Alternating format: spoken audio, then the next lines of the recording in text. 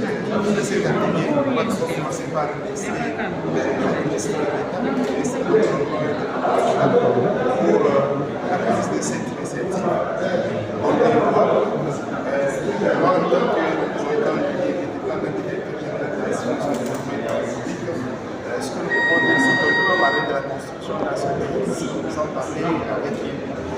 Et l'IMPP a été présent à cet atelier pour essayer de comprendre la technologie qui est développée par nos collègues. Certes, il y a des préoccupations que nous pouvons observer, mais comme le schéma est banalisé et balisé pour une collaboration étroite entre l'IMPP ainsi que les ingénieurs de l'aide, je pense que nous pouvons remercier et attendre une bonne collaboration afin de pouvoir amener cette technologie dans le pays. Il y a des technicités, ça dépend du milieu des routes qui doivent aller ensemble avec des caniveaux. Il y a des routes qui doivent aller ensemble avec un lit, par exemple, de bétonnage pour supporter les coûts, les poids, l'amortissement des usagers de la route. Mais nous avons entendu ici que les routes en plastique ont des vertus d'être économiques. On réduit les autres matières usuellement que nous utilisons, on augmente les plastiques et ça réduit les coûts, mais entre-temps, nous avons des routes durables, résistantes, solides, étanches. Et dans nos conditions, nous avons tout intérêt à capter cette technologie-là. Ce qui nous reste maintenant, c'est quoi? Nous avons déjà signé un accord, nous les avons entendus. Il y a certains ministères sectoriels concernés qui sont ici et les municipalités au niveau de la ville. Nous allons vous saisir toutes les structures concernées pour que nous puissions certainement, sous la coordination de mon directeur de cabinet, tous les experts devront se rencontrer pour qu'on va vite à désigner des experts attitrés qui ont déjà des basiques de construction des routes, qui vont aller sur le terrain pour augmenter cette innovation, cette nouvelle technologie. Et nous commençons un processus. Mais je sais qu'ils nous ont donné tous les documents pour savoir quel est le contenu de la formation de 2 mois. Parce que nous sommes pressés, tel que je l'ai dit. Et quel est le contenu de la formation de 3 mois? Quel est le contenu de la formation de 6 mois? Selon les contenus, nous pouvons envoyer des experts selon les contenus et nos besoins.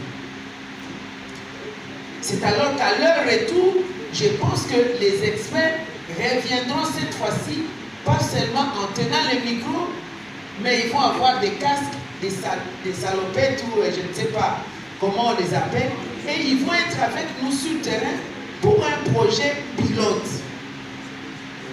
Il y aura des... Je donne un exemple pour les routes au niveau de la voirie urbaine.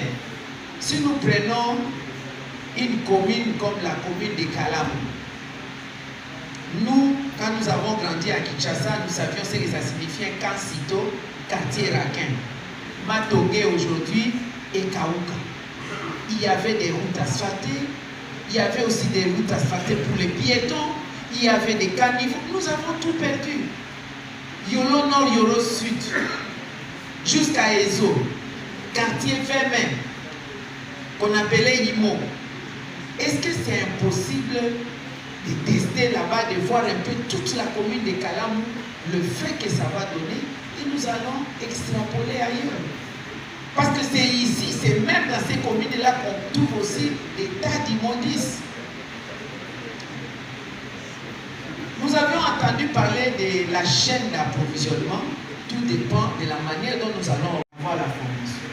Et nous, au niveau du ministère de l'Environnement et du Développement durable, nous sommes très ravis, je l'ai dit, sous le contrôle aussi du secrétaire général à l'Environnement et du Développement durable, parce que ça fait partie de nos priorités des CDN, contribution déterminée nationale pour atteindre les objectifs que nous nous sommes assignés dans la lutte contre le réchauffement de la planète. Réduire les émissions de CO2. Parce que nous sommes pollueurs aussi quelque part.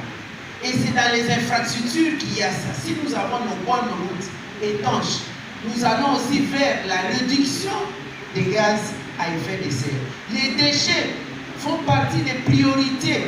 Réduire de plus en plus les émissions de gaz à effet de serre dues aux déchets, parce que les déchets sont responsables des dioxydes de carbone, des émissions de dioxyde de carbone et des dioxydes de soufre, des gaz méthane, etc., qui constituent des gaz à effet de serre qui polluent l'environnement, nocifs à la santé.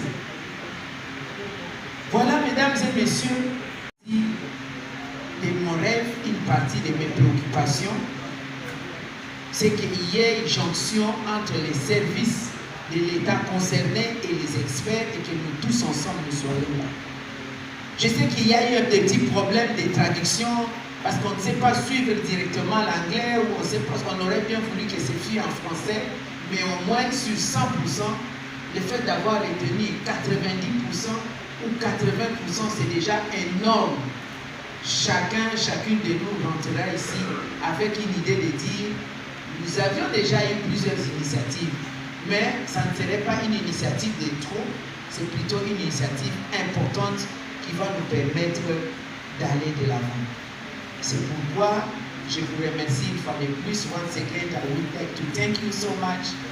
And the Prime Minister waiting for you. I think the Chief of his staff will receive you to talk again about your presentation. Donc, ils vont être reçus bientôt par le